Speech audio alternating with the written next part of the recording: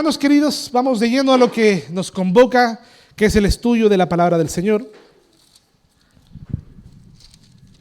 Y hoy día avanzamos de manera sistemática al pasaje siguiente, que es Romanos capítulo 1, versículo 18 al 23. La serie se llama Conociendo el corazón del Evangelio. Pero para conocer el corazón del Evangelio es necesario entender lo que vamos a ver hoy, el día de hoy.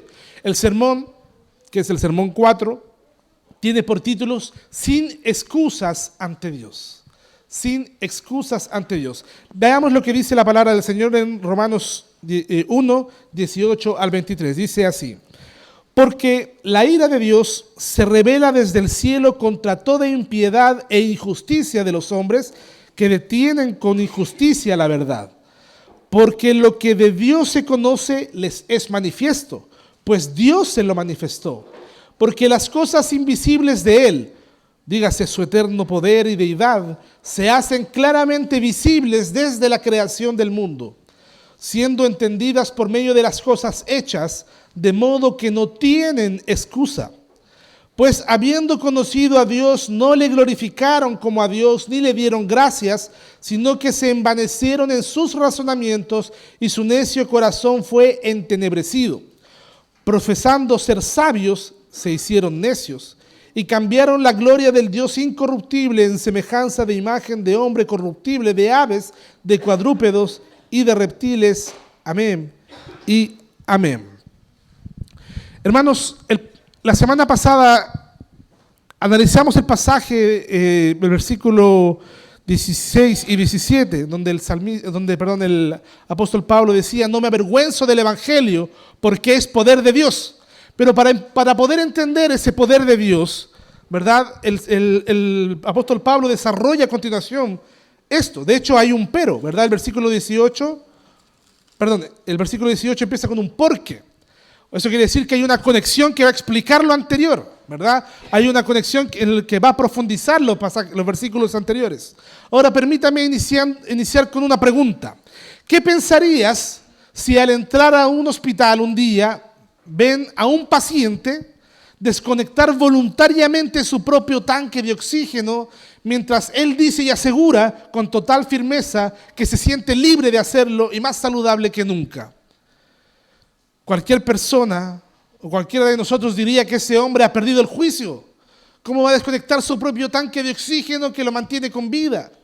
Que su supuesta libertad es en realidad un boleto directo hacia la muerte. ¿Cómo va a hacer tal cosa? Esa hipotética escena que acabo de describir, aunque es impactante, es la radiografía exacta que el apóstol Pablo hace de la humanidad completa en el pasaje que hoy día nos convoca. En los versículos anteriores, Pablo nos presentó la noticia más gloriosa del mundo. El evangelio es el poder de Dios para rescatar a los hombres, al ser humano. Esa es la noticia más gloriosa. Pero inmediatamente después, ahora da un giro drástico y confronta nuestra realidad, ¿verdad? Como una realidad que es devastadora, que la ira de Dios está desde el cielo, ¿verdad? Contra la humanidad. Ay, pero pastor, ¿por qué predica de la ira de Dios? Eso es tan feo, no nos gusta. A la gente no le gusta escuchar hablar de la ira de Dios. La Biblia lo dice claramente, ¿verdad? Porque la ira de Dios se revela la ira de Dios. Hermanos amados, cuando el apóstol Pablo mira el colapso moral del mundo antiguo, porque el mundo greco-romano, ¿verdad?, no era un mundo limpio y puro moralmente. De hecho, algunos piensan que la degradación humana hoy día estamos en el clímax. La verdad es que el hombre siempre ha sido corrupto. Es cosa de ver, no sé, las bacanales antiguas, ¿verdad?, donde la gente cubría su rostro para cometer cualquier tipo de actos lujuriosos y abominables, ¿verdad? Cuando el apóstol Pablo mira el colapso del mundo antiguo y cuando observa el vacío, ¿verdad?, la ansiedad y la confusión que hoy día nosotros miramos de la sociedad actual, nos vemos obligados a hacernos la pregunta que va a articular el mensaje del día de hoy. ¿Por qué el ser humano, escuche bien, por qué todos los hombres, teniendo a su alcance el conocimiento de Dios verdadero, decide destruir su propia alma corriendo detrás de falsos dioses? ¿Y por qué esta decisión lo deja completamente sin excusa ante el juicio divino? Hermanos, cuando a ti te están regalando el tesoro más preciado del mundo y los hombres en vez de recibirlo lo pisotean, ¿verdad? Cabe la pregunta, ¿por qué? ¿Por qué? ¿Por qué eres capaz de destruir el puente que te ayuda a cruzar de la miseria a la gloria? ¿Por qué los hombres aborrecen la luz? ¿Por qué los hombres aborrecen el evangelio? Bueno, tratemos de responder, entre otras cosas, esa pregunta a través de este sermón. Primeramente, veamos que que se revela la ira de Dios.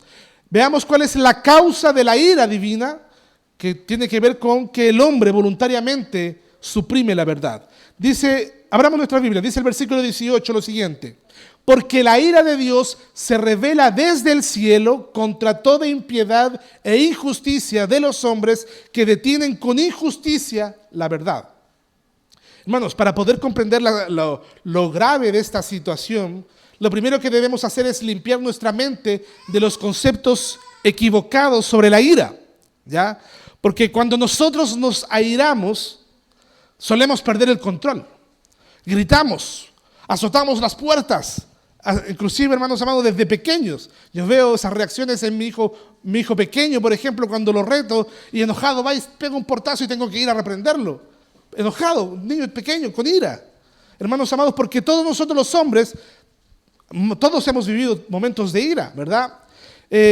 A veces, hermanos amados, actuamos movidos por el berrinche, por el egoísmo o por la herida del orgullo y actuamos con ira. Y la ira humana suele ser pecaminosa, aunque no toda ira humana es pecaminosa. Porque yo puedo odiar y puedo tener ira contra el abuso sexual de menores, por ejemplo, contra un violador, contra un genocida, y está justificado porque estoy aborreciendo el pecado, estoy odiando el pecado.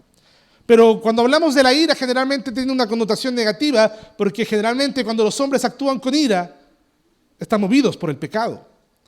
Pero la ira de Dios es completamente diferente. La ira divina no es un arrebato de mal genio ni un capricho emocional. De hecho, una de las cosas que se estudia en teología propia es que Dios es impasible. Dios no es movido por sus emociones de un momento para otro, ni cambiante de un momento para otro por sus emociones, ¿verdad?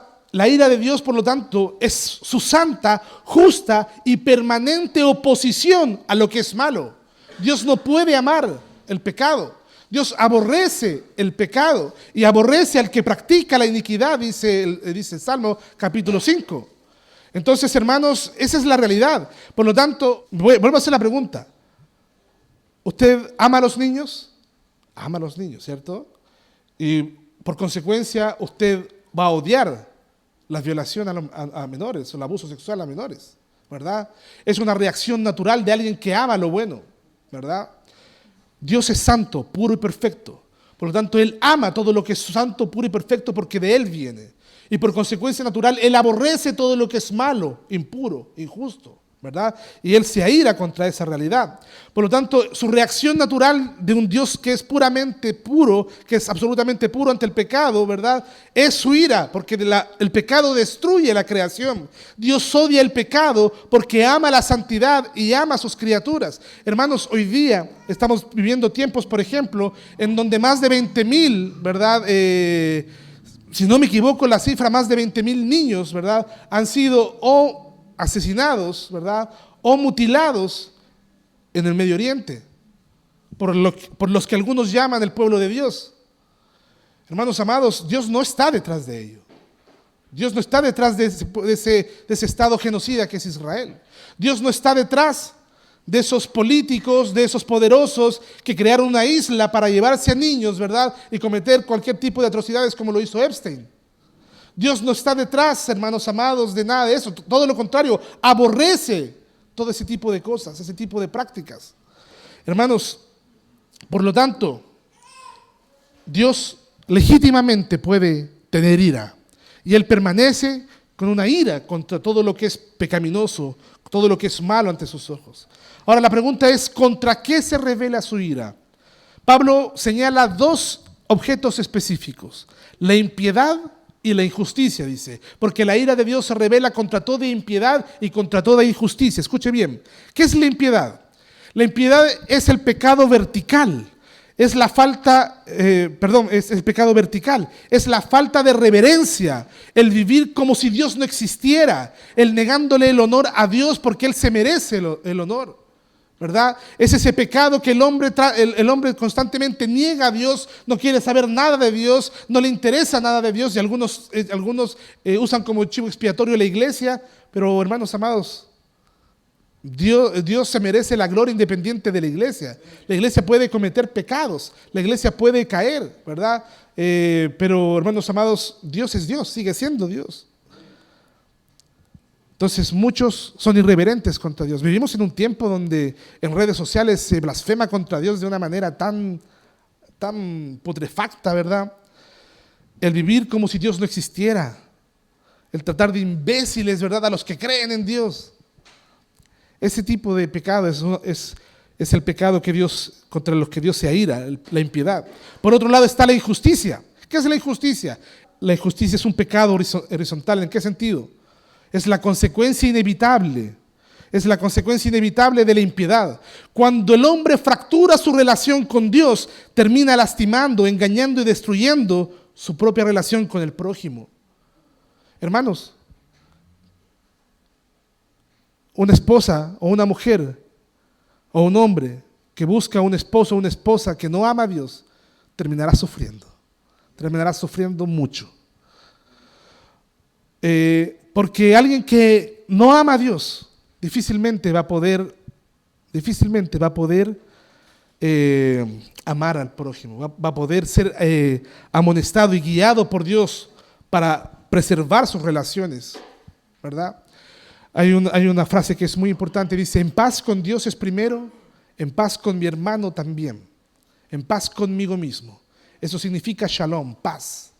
Pero para poder tener paz conmigo mismo, para poder tener paz con mi prójimo, dígase esposo, esposa, padres, hijos, hermanos, compañeros, tengo que tener paz con Dios. Por lo tanto, si hay impiedad en mi corazón, si no reconozco a Dios como Señor de mi vida, difícilmente voy a poder mantener mis relaciones de manera sana en el tiempo. Por lo tanto, sin embargo, la frase más reveladora de este versículo está al final. Pablo dice que los hombres detienen con injusticia la verdad. Hermanos, la palabra que se traduce como detienen es el griego original que significa katecho, que significa literalmente suprimir, ahogar, empujar hacia abajo a la fuerza, algo que quiere salir a flote pero con fuerza lo suprimo, ¿verdad? Es como tratar de negar una realidad con toda mi alma. Hermanos, eso cambia por completo las reglas del juego, porque cuando vemos que el problema fundamental, ¿verdad? No se trata de que el hombre es ignorante, no se trata de que al hombre le falte información, ¿verdad?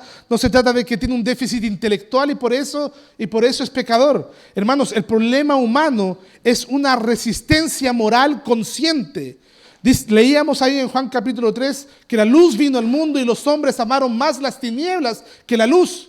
Es como si te pusieran un plato, ¿verdad? Del más fino plato, ¿verdad? De un restaurante francés, ¿verdad? Por delante y al lado un plato de vómito, y el hombre voluntariamente rechazara el plato delicioso y se fuera corriendo al plato de vómito.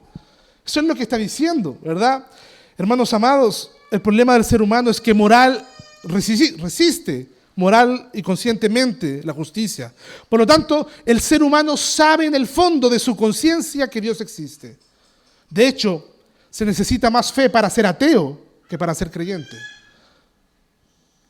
El hombre sabe que hay un Dios y el hombre sabe lo que es bueno y lo que es malo, pero empuja lo que es bueno, empuja la verdad hacia abajo, ¿verdad? La ahoga deliberadamente porque prefiere seguir siendo el rey de su propia vida y continuar disfrutando de su propia miseria y pecado antes que reconocer la verdad, lo que es bueno. Es como intentar sumergir una pelota inflada llena de aire bajo el agua en una piscina. Todos hemos jugueteado alguna vez en una piscina. ¿Cierto que cuesta? Hay que poner fuerza para ello. Bueno, el hombre pone su fuerza, pone su mente, pone su voluntad, pone su intelecto para tratar de ahogar la verdad.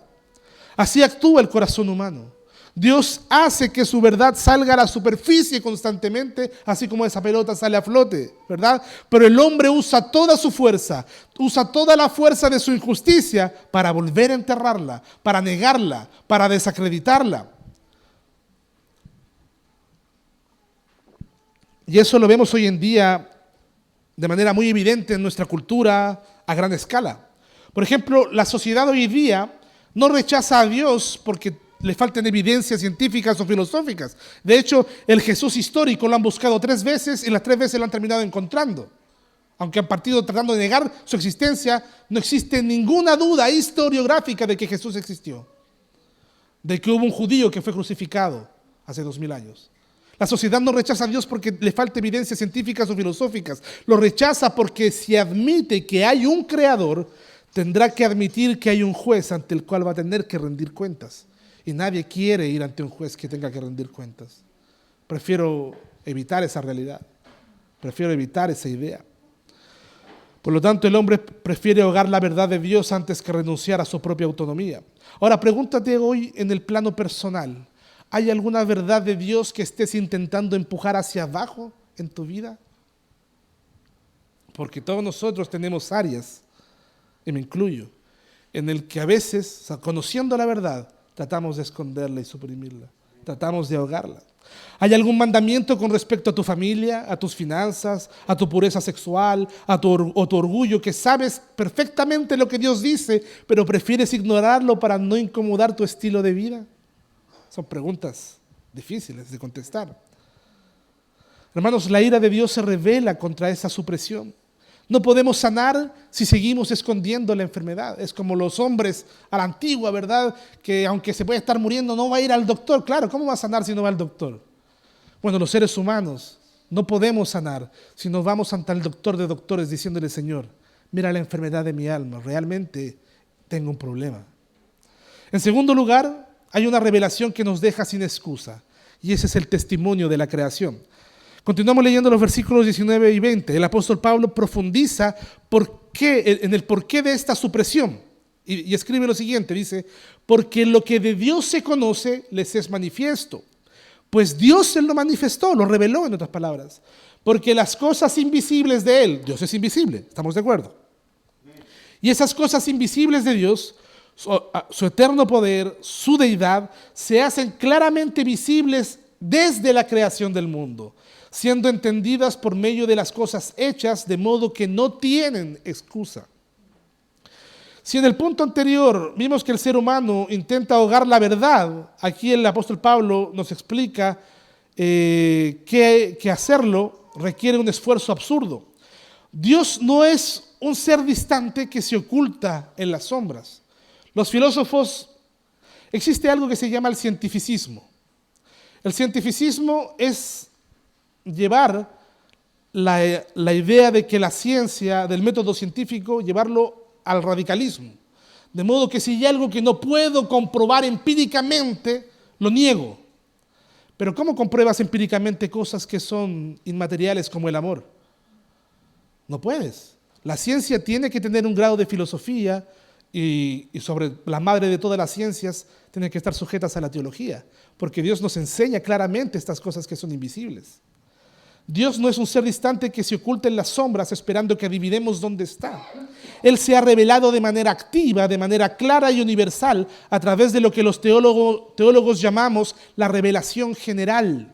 La revelación general.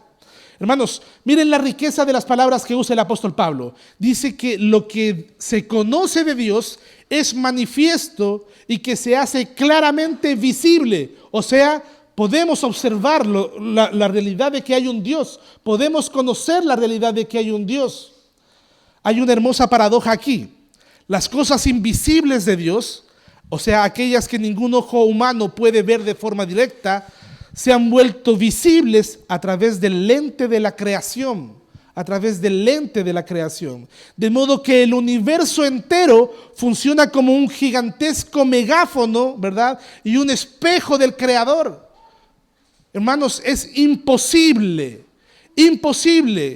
que la perfección cósmica del universo exista si no hubiese una mente pensante detrás de ella. si no hubiese una mente inteligente detrás de ella, y si no hubiese alguien que ostentase el poder para poder llevarla a la realidad. Hermanos, ¿qué es exactamente lo que la creación nos predica todos los días? Pablo destaca dos verdades. Dice que la creación nos predica dos cosas todos los días, monumentales. Primero, su eterno poder. Al contemplar la inmensidad del cosmos, aquí en Santiago es imposible, pero váyase un día al Cajón del Maipo, por ejemplo, y mire las estrellas un día de verano en la noche. Es impresionante lo que se puede mirar, ¿verdad? Al ver las distancias astronómicas de las galaxias, al mirar la fuerza imponente de los océanos, la posición milimétrica con la que orbita nuestro planeta, de modo que si se desfasa 1 milímetro, puede colapsar el cosmos, ¿verdad? O sea, hay una precisión milimétrica. La creación nos grita con todas sus fuerzas: quien me diseñó posee un poder ilimitado, eterno y sostenedor. La creación nos predica día a día. Los científicos, hermanos amados, ¿hay aquí científicos? Probablemente, ¿verdad? Hay gente que haya estudiado alguna área de la biología, la ciencia, ¿verdad? La agronomía, etcétera. Todas esas cosas, lo que nosotros estamos estudiando es la revelación natural, es la revelación general. Y todas esas cosas, cómo funcionan, nos hablan acerca del eterno poder del Señor. Además, la creación nos predica acerca de la deidad del Señor. O sea, acerca de su naturaleza divina, su mente maestra. Dios tiene una mente maestra, su perfección. Cuando observamos el diseño inteligente de una sola célula humana, la complejidad del genoma humano, del ADN, o la forma en que los ecosistemas encajan en perfecta armonía, no vemos el resultado del caos o del azar herido por el tiempo. Lo que vemos son las huellas digitales de un Dios que es personal, que es sabio, que es glorioso.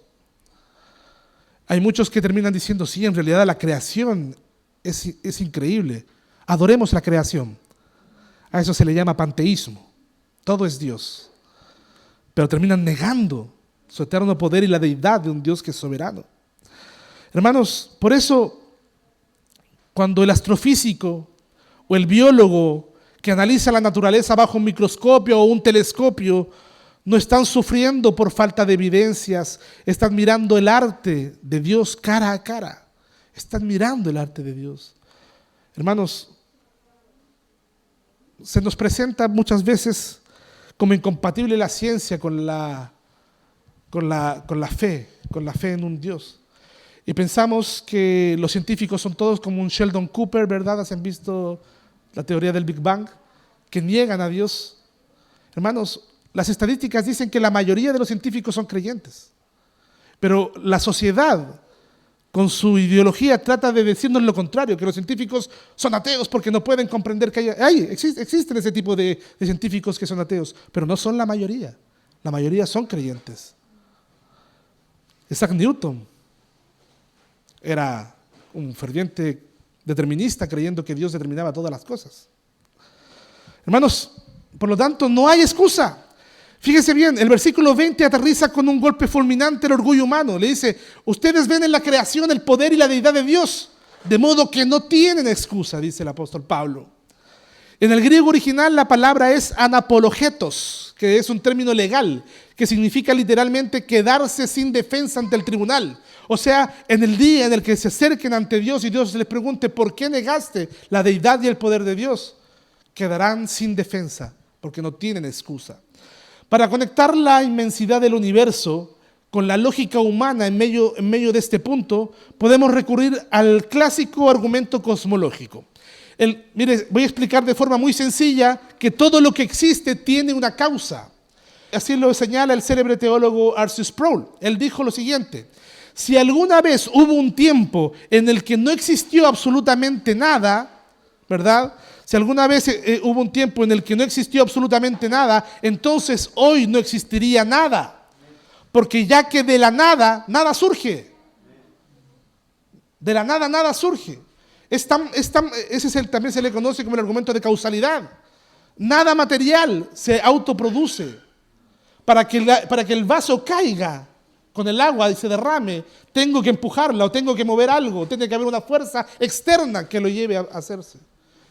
El cosmos, hermanos amados, fue creado por una fuerza externa y ese es Dios. La creación nos revela su eterno poder y deidad. Hermanos amados, el universo no puede crearse a sí mismo porque para hacerlo habría tenido que existir antes de existir, lo cual es un absurdo lógico. Por lo tanto, la existencia de un cosmos tan perfectamente ordenado y complejo exige de manera inevitable la existencia de una causa primera, un ser autoexistente, un ser eterno, un ser poderoso que le dé origen. Y cuando miramos la creación, nuestra razón nos dicta lo mismo que la Escritura. Detrás de cada diseño hay un diseñador. Detrás del universo hay una mano soberana, la cual es Dios. Por lo tanto, hermanos, esto destruye por completo el mito del agnóstico ignorante. Ay, es que no puedo conocer, por eso no. Hermanos, el agnóstico dice eso. De hecho, agnóstico significa sin conocer o no conocimiento, ¿verdad? Por lo tanto, el agnóstico dice, no, es que como no puedo conocer, prefiero mantenerme agnóstico, ¿verdad? Nadie, hermanos, nadie podrá presentarse ante el tribunal de Dios en el día del juicio final y levantar su mano y decir, Señor, yo creí en ti o yo no creí en ti porque nunca me diste las pruebas suficientes de tu existencia.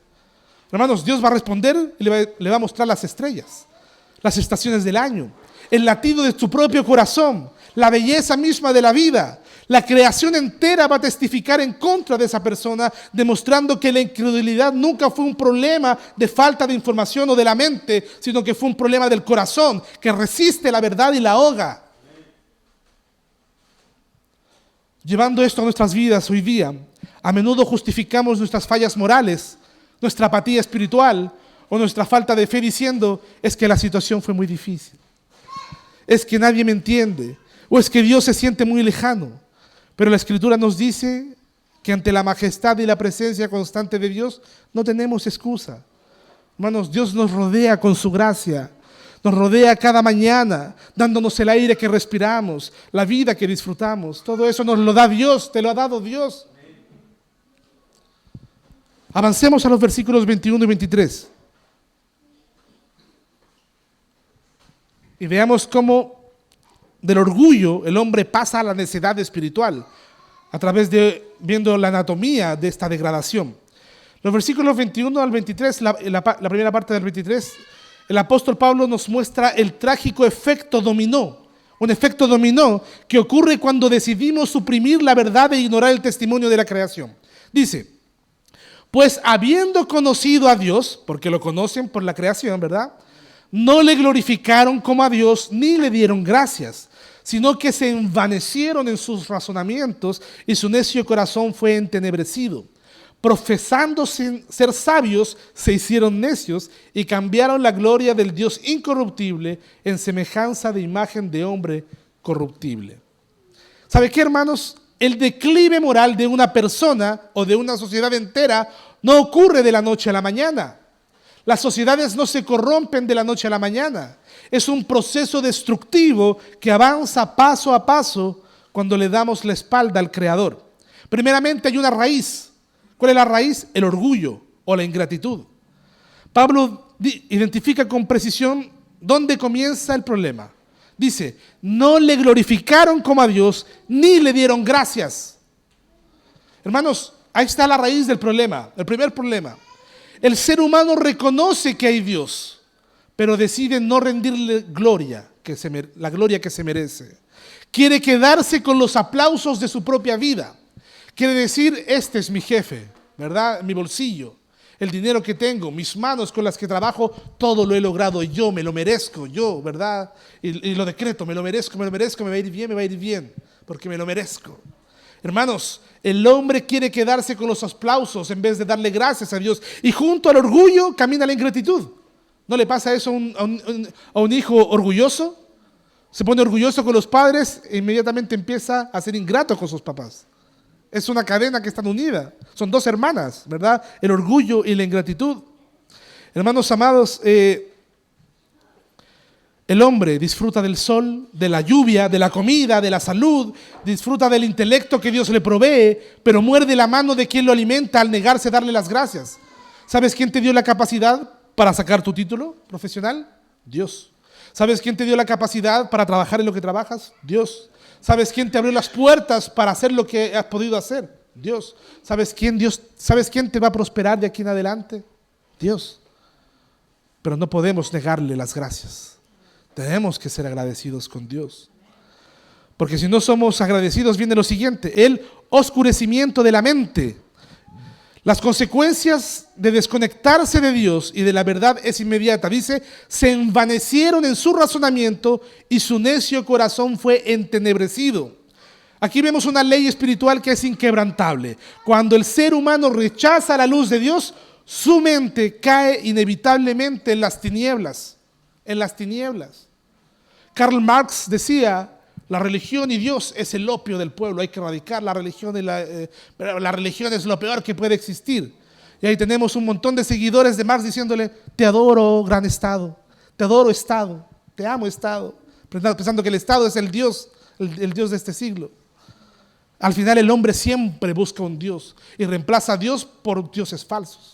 Hermanos, no nos volvemos expertos en crear filosofías sofisticadas, ideologías complejas, argumentos elaborados para justificar nuestra mala conducta, pero que al final del día están completamente vacías de propósito y verdad.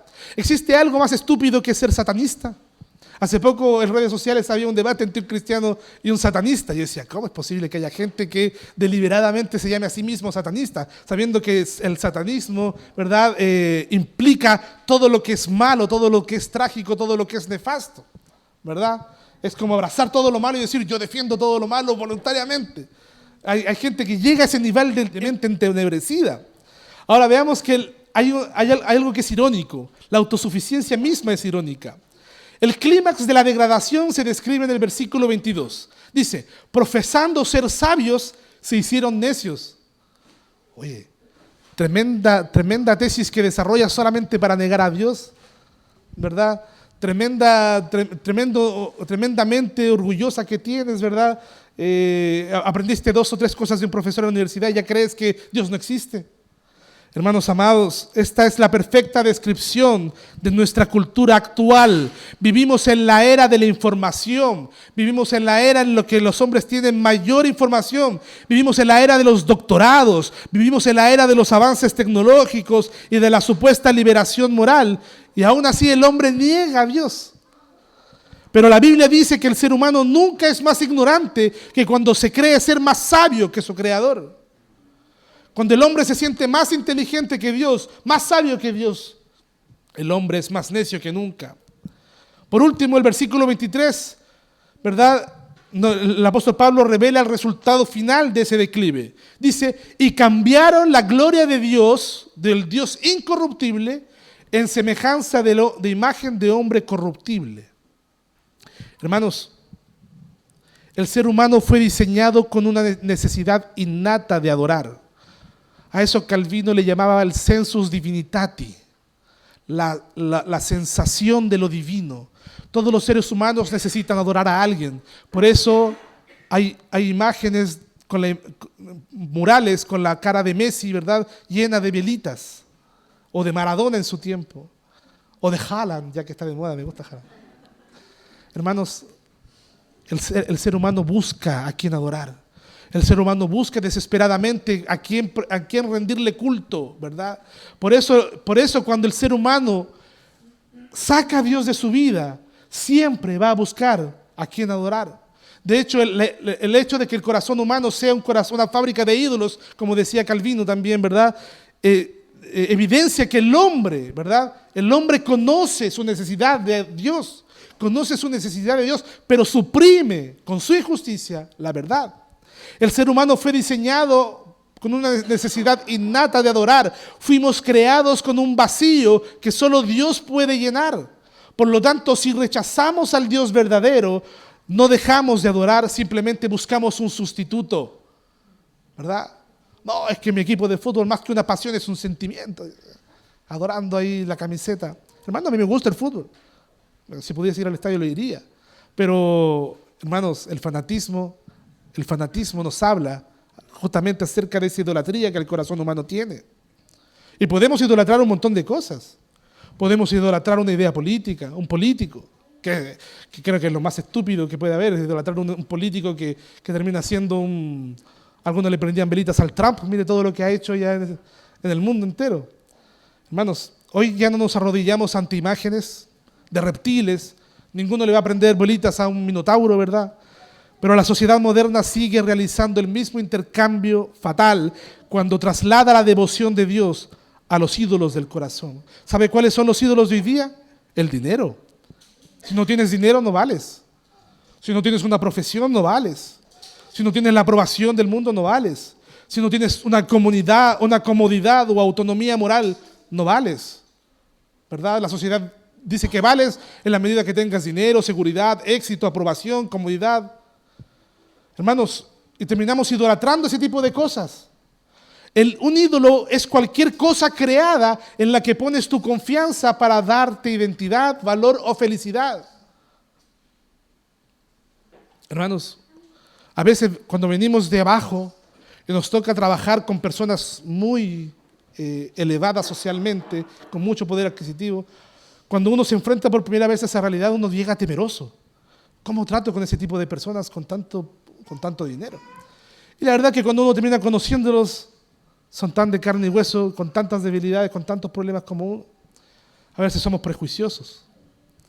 A veces hay clasismo de los ricos hacia los pobres. Déjame hacerte una pregunta.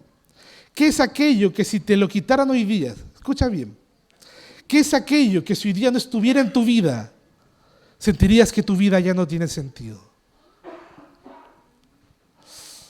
Si es tu carrera, tus posesiones, una relación amorosa o el control de tu futuro, ahí está tu ídolo. ¿Sabes qué? Renuncia a ello. Y no estoy diciendo renuncia, regala todo tu dinero o termina una relación. Estoy diciendo pon a Dios en primer lugar en tu vida. Y verás cómo Dios va a prosperar tus caminos. Es muy triste rechazar a Dios para ir detrás de ídolos. Es triste amar el dinero, amar el éxito, amar la comodidad. ¿Sabes por qué? Porque esas cosas no saben que existimos. Imagínate amar el dinero. El dinero no sabe que existes y tú amas, babeas por el dinero. No puede ser así. Pero eso es exactamente el desenlace de una sociedad que le niega la gloria y la gratitud a Dios. El desenlace es eso, un declive total moral. Para concluir, hermanos, es sumamente fácil cometer el error de pensar que esta radiografía de la caída humana le pertenece exclusivamente al mundo incrédulo, ¿verdad? Podemos sentirnos tentados al mirar hacia afuera y decir, qué terrible la sociedad en la que vivimos, cómo resisten a Dios, cuánta ingratitud, cuánta idolatría hay en las calles. Pero hermanos, si somos honestos, delante de Dios debemos reconocer que ese diagnóstico de Pablo no es solamente un análisis sociológico del mundo, también es un espejo, ¿verdad? Es un espejo que expone las tendencias más profundas de nuestro propio corazón. Porque los creyentes también libramos una batalla diaria contra estas mismas actitudes que lastiman nuestra comunión con Dios. ¿Cuántas mañanas nos levantamos disfrutando de un buen techo, provisión, salud, sus misericordias, y sin embargo pasamos el día entero en silencio ingrato, ¿verdad? Sin detenernos a decirle al Señor gracias? ¿Cuántos días disfrutando de todas las bondades de Dios no hemos sido capaces de decir un simple gracias, Señor? ¿Cuántas veces de forma sutil bajamos al Dios incorruptible del trono de nuestra vida para colocar en su lugar nuestros propios planes, nuestra comodidad o la aprobación de los hombres? Hermanos, yo también he sufrido eso. Tengo planes. Me gustaría cambiar el auto, me gustaría ampliar mi casa, ya estoy planificando eso y de repente veo que mi corazón está demasiado ansioso y desesperado por llegar a esas metas y digo, no, Señor, tú primero. La tendencia a la idolatría, a la ingratitud, al orgullo espiritual sigue tocando a la puerta de la iglesia, hermanos. Por eso este mensaje no es para que juzguemos al mundo, sino para que sopesemos con temor y temblor nuestros propios corazones. Hermanos, pero la maravillosa noticia es que aunque fallamos y tantas veces cambiamos su gloria por sustitutos baratos en la cruz del Calvario, es en la cruz misma donde Dios realizó el verdadero intercambio. Jesús tomó el lugar de nosotros, los ingratos, absorbiendo la ira que merecían nuestras rebeliones. Por lo tanto, La idolatría en nuestra vida cristiana no va a ser vencida con fuerzas humanas o con remordimientos pasajeros. Se vence cuando contemplamos la belleza y la suficiencia de Cristo. Cuando nos gozamos y nos deleitamos en Cristo. Porque Él voluntariamente se entregó para rescatarnos. ¿Sabes qué? No sigas cargando el peso de tus ídolos, ni pretendas ocultar más tu necesidad ante Cristo. Te invito hoy día, para terminar este sermón, a confesar tu ingratitud, a que juntos le digamos: Señor, hemos sido ingratos. Corramos a los pies de Cristo. Permitamos que la belleza de la cruz expulse definitivamente todo lo falso de nuestro corazón. ¿Decimos amén? Solamente a Dios la gloria. Pongámonos de pie y oremos al Señor.